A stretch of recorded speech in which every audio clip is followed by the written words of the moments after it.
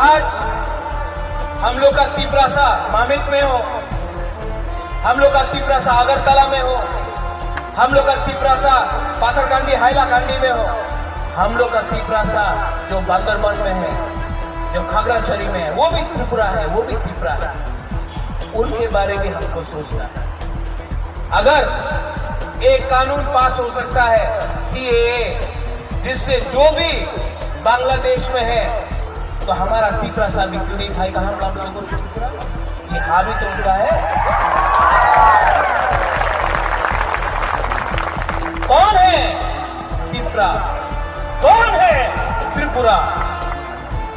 हम लोग सब त्रिपुरा है, हम लोग सब तिपरासा है।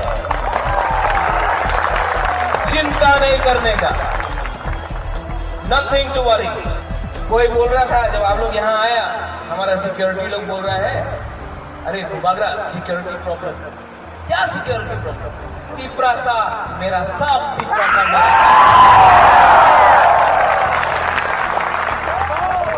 रंजीत बोलता है किरिया, नथिंग टू वरी, आज भी टाइगर जिंदा है।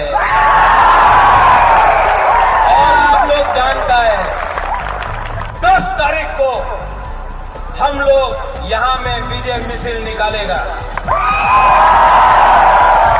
और जो लोग बोलता था 70 साल से हमें ना चल देना, क्या होगा 10 तारीख को? अबे